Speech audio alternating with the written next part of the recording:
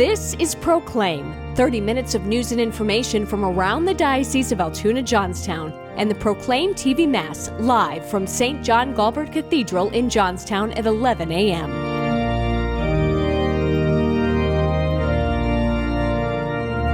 Proclaim is brought to you by the Independent Catholic Foundation, UPMC Altoona, and the generous support of the Catholic Ministries Drive.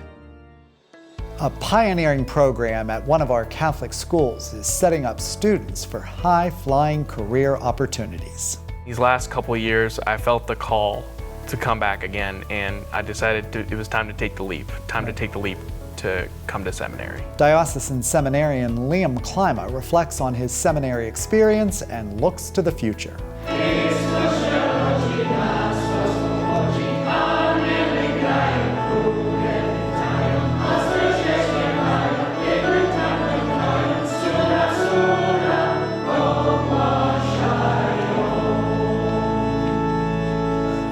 And a local parish keeps alive a beautiful Polish tradition.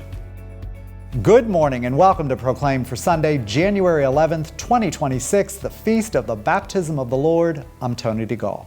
Those stories in a moment. But first, ensuring beautiful music for the future at one of the most historic worship sites in our diocese. The pipe organ at the Basilica of St. Michael the Archangel in Loretto was donated by the famed industrialist and philanthropist Andrew Carnegie. It's the largest and last surviving organ of its type in the world. Unfortunately, time and the elements have taken a toll on the instrument, so there's an urgent need to restore it.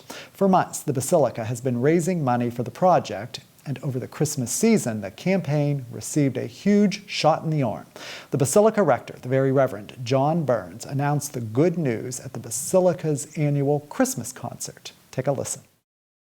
Well, last Monday night, just a week ago, I received a message from Daniel and Gail Danello, who are offering us an enormous gift that will pay for the restoration of this organ. It means that we can begin the project and we can complete the project very, very soon. Let us give thanks to God for this generosity.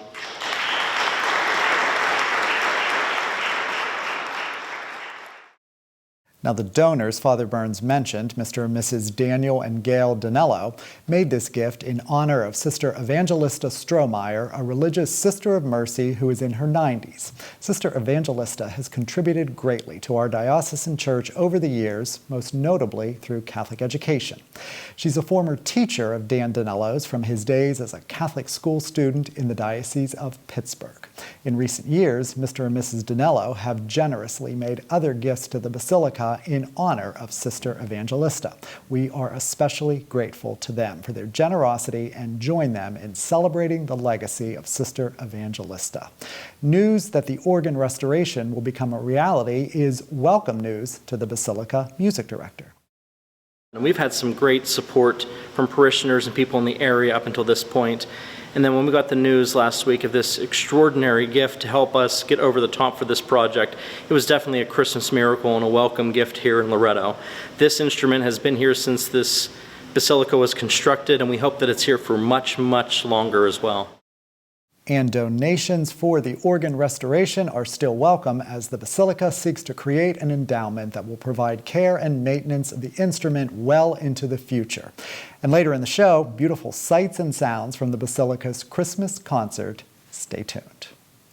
Well, elsewhere this morning, a momentous achievement for students at one of our Catholic schools as the curriculum literally reaches new heights.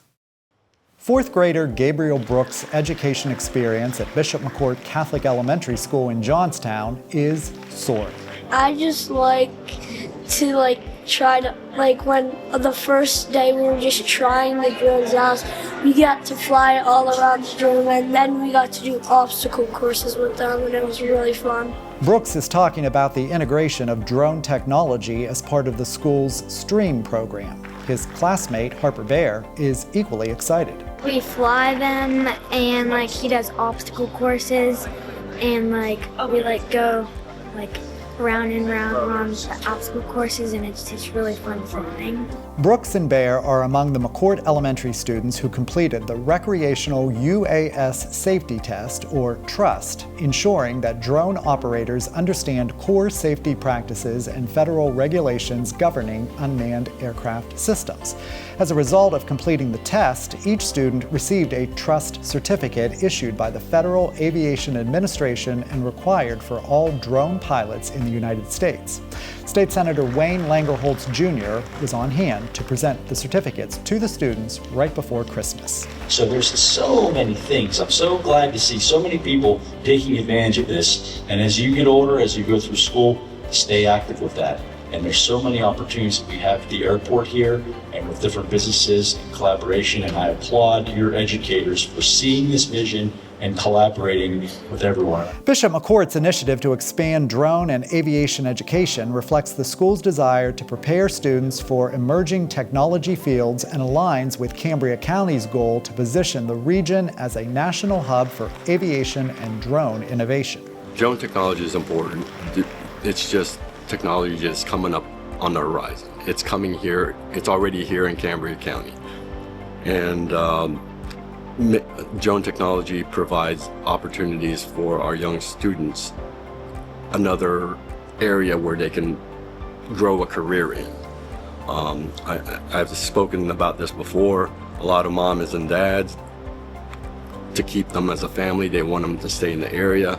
And what a better way to do it than train or get their interest into that technology and keep them here in Cambria County where they can be with their families and get good paying jobs. The successful completion of the test and the certificate presentation were the culmination of weeks of work for the students. The achievements enjoyed by these McCourt students are truly cutting edge, and according to Diocesan Director of Education Dr. Joanne Semko, the opportunities soon will not just be limited to Bishop McCourt.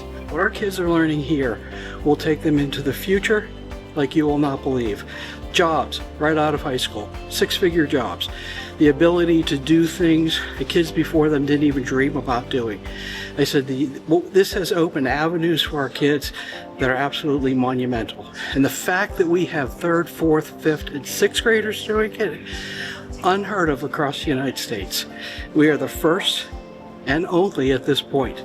The good part is, though, Mr. Seeger has already talked to all of our administrators back a couple months ago. By next school year, all of our elementary schools will also be involved with this program. So we're going to spread it the whole way across the diocese. We will have kids coming out of our high schools ready to be pilots, ready to be drone engineers, possibly going into mechanics on airplanes, things of that sort. And they need about 700,000 of these people across the United States. So jobs are, without question, in their hands if they want them. And Dr. Semko tells me that the program that Javal Seeger designed will be used as a model elsewhere in the country. Congratulations to him and his students, now certified drone pilots. And of course, let's hear it for Catholic education in the Diocese of Altoona-Johnstown.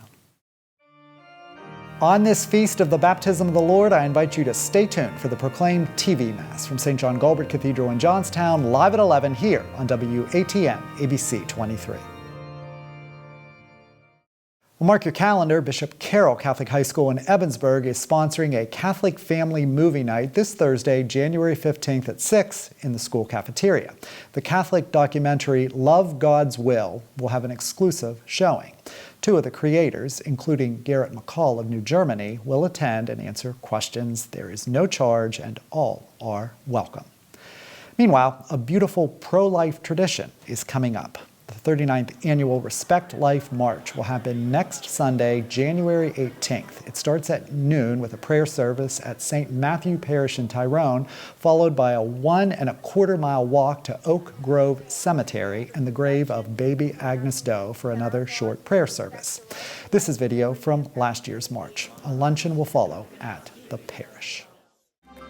Proclaim is brought to you by the Independent Catholic Foundation, UPMC Altoona, and the generous support of the Catholic Ministries Drive.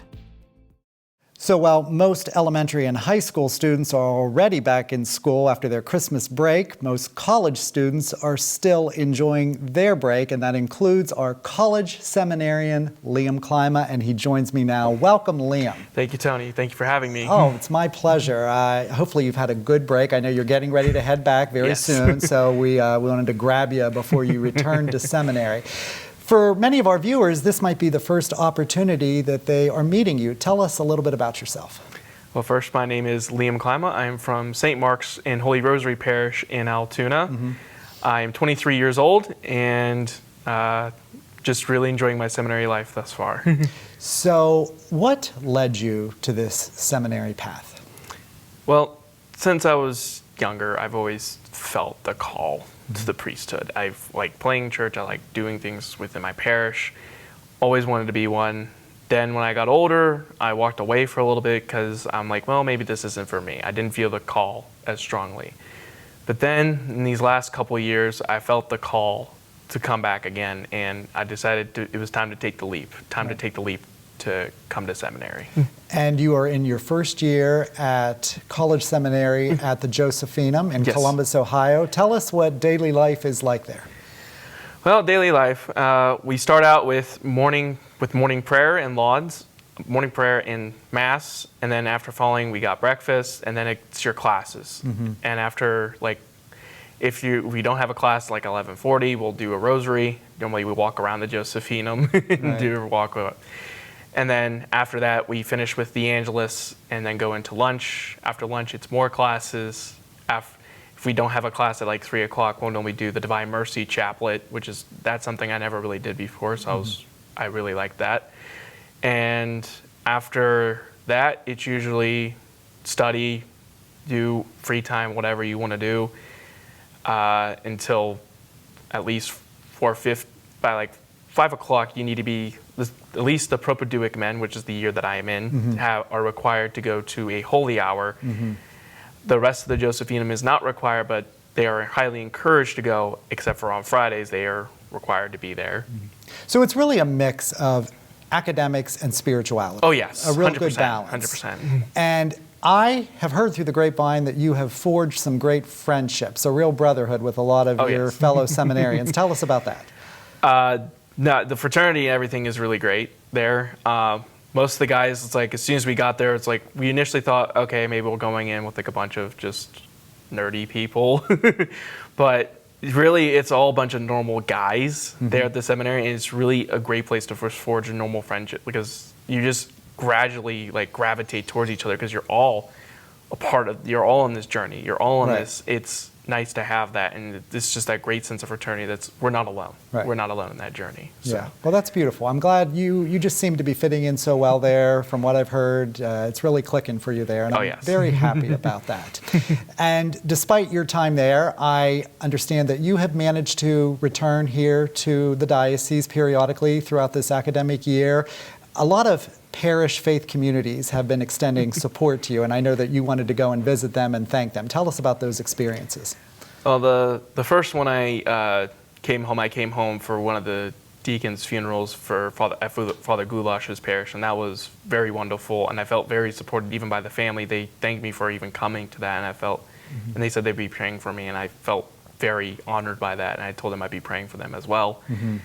And during when we came back for Thanksgiving, I went to St. Francis of Assisi Parish there in Johnstown and thanked them for giving me a spiritual bouquet because they sent a spiritual bouquet to me at the Josephinum. That was a very beautiful thing to see because initially when I got to Josephinum, I'm like, okay, I know I have my family support, but then when I got the spiritual bouquet, not just from them, but also from St. Andrew's Parish there in Johnstown, it really made me feel like, no, I have a whole diocese behind me. I have the whole support of this diocese behind me, and it very much made me feel stronger, enriched in this faith. Well, you're absolutely right. You do have the support of the whole diocese behind you. I know so many people were so glad to hear that you entered seminary last year, and I know that many faith communities are praying for you. Our Catholic school students, I know, think the world of you and are praying for you. So you have a ton of prayers and support, and that will absolutely continue. Yes. And I understand that you also were a server at our Mass a few weeks ago to close the Jubilee year with the bishop. So Yes. what an amazing experience that was for you. Oh yes, that was a very beautiful experience because, I mean, I've served with the bishop before, but this was my first one with him as the seminarian for the diocese. So it felt a little bit different, and it felt very good to be there to help close out the Jubilee year. Mm-hmm. I think it was very appropriate that I was there, and but I definitely enjoyed the Mass all in itself. I enjoyed being with the bishop. That's great. Well, let's look to the future. You still have a long way to go. There's no denying that. But certainly, I'm sure the idea has popped into your mind about being a priest someday down the road. What are you looking forward to the most about being a spiritual father to people in this diocese? Mostly the Mass, because the Mass is where it all begins. That is where, no matter whether you come Christmas, Easter, whether you're coming every day, that is what we're there for, is the Mass and the sacrifice of our Lord, and to celebrate Him and His life and His journey. And that is something we are all called to do, no matter what walk of life we're in. And for any young man out there, and I know there are some, who may be considering the priesthood, any words of advice for him? Don't be afraid. Take the leap. If you feel that call, do not hesitate to make the leap to the priesthood. It's, no matter any time amount of you're in seminary, even if you decided it's not for you, that time will be well spent. Right. Excellent advice, and we're glad that you took the leap and you were not afraid. So I know you're very soon heading back to Columbus for your spring semester. I hope it's a great semester for you. You'll be back at Easter, you said? I will be back at Easter. Well, we'll look forward to seeing you then. And again, know of our prayers for you, and we'll look forward to seeing you again very soon. Continued prayers and best wishes. Thank you, Tony. The Independent Catholic Foundation has become the largest charitable foundation in Central PA, with investments aligned according to the ethical, moral, and social teachings of the Catholic Church. Our endowments produce nearly $2 million in financial aid for local parishes, schools, ministries, and cemeteries. To learn more about the Independent Catholic Foundation, call or visit us online. Entrust your legacy with the Independent Catholic Foundation. A beloved ethnic tradition at a Somerset County parish. The annual singing of Polish Christmas carols, known as Kolendy, occurred at All Saints Parish in Boswell last Sunday, the Solemnity of the Epiphany of the Lord. The pastor invited me to experience the cherished custom.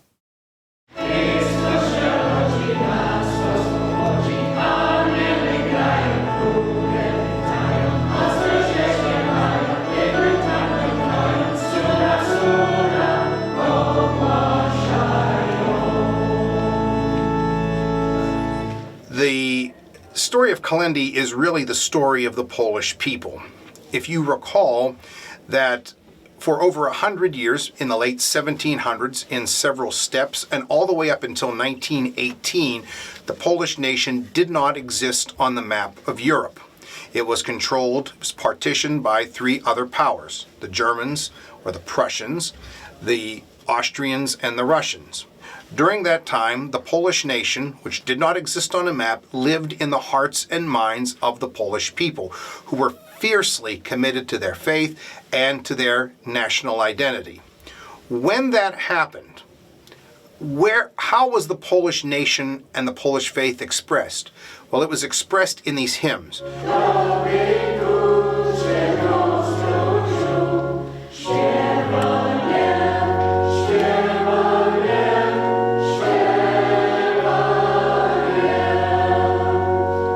I like to always point out that the hymn, Away in the Manger, right? Away in a Manger, we like that hymn very much. It has that line in it. The little Lord Jesus, no crying he makes. Everything's sanitary. Everything's perfect. That is not Kolendy. If you listen to the Polish lyrics, so often they are about tears, they are about coldness, but they are about a transcendent faith. Adam Mickiewicz, who is perhaps the greatest romantic poet in the Polish tradition, referred to Kolendy as the nucleus of the national poetry, because it summed up the values, it summed up the passion, it summed up the fidelity of the people whose nation was wiped off the map.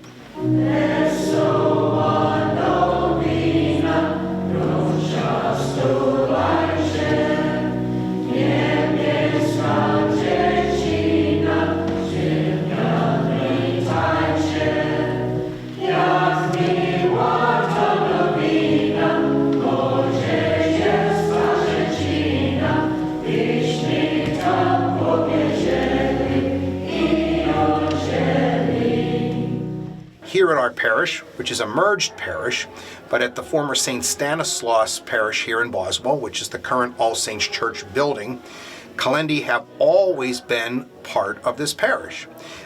I would say that at one time in every little coal town in western Pennsylvania and in neighborhoods in cities like Johnstown and Pittsburgh and other places, there were lots of Polish parishes that sang Kalendi and had Polish choirs.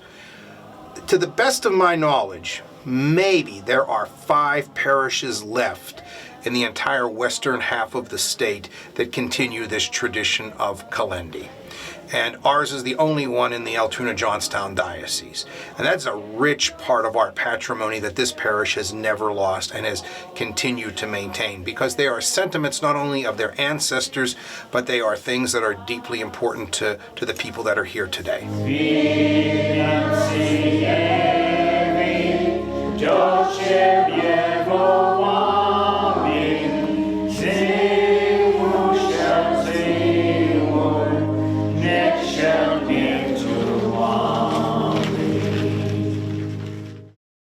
A wonderful tradition there at All Saints Parish in Boswell, and doesn't the church look beautiful, decorated for Christmas?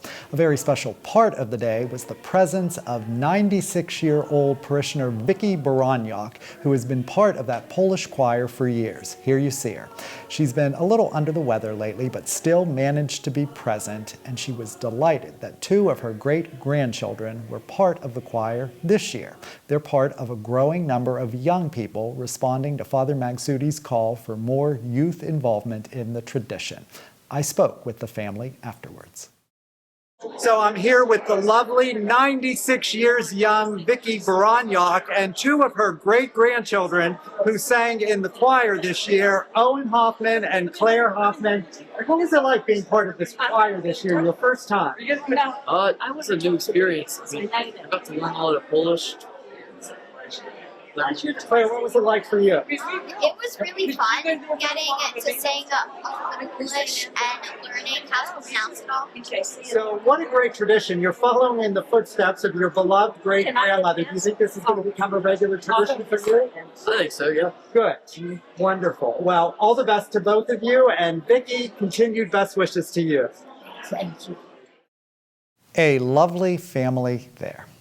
Well, that does it for this edition of Proclaim for Sunday, January 11th, 2026, the Feast of the Baptism of the Lord. I'm Tony DeGaulle. Stay tuned for the live Mass broadcast. But first, as promised, highlights from the Basilica of St. Michael the Archangel's annual Christmas concert on December 29th, featuring the St. Michael School Choir and the Basilica Adult Choir.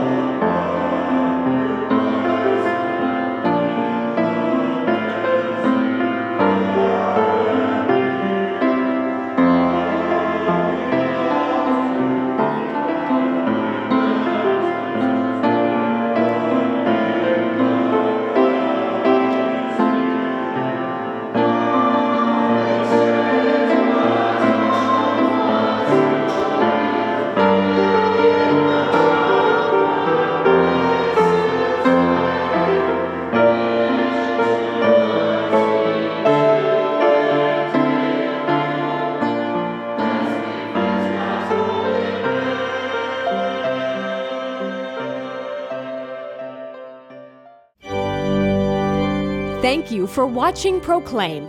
Stay up to date with the latest diocesan news and information anytime by visiting the Proclaim e-news site at proclaim.dioceseaj.org. While you're there, sign up for email updates by clicking on the e-news tab in the upper right.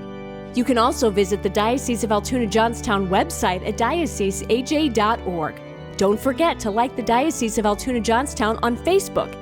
Stay tuned for the Proclaim TV Mass live from St. John Galbert Cathedral in Johnstown, brought to you by the Independent Catholic Foundation and the generous support of the Catholic Ministries Drive.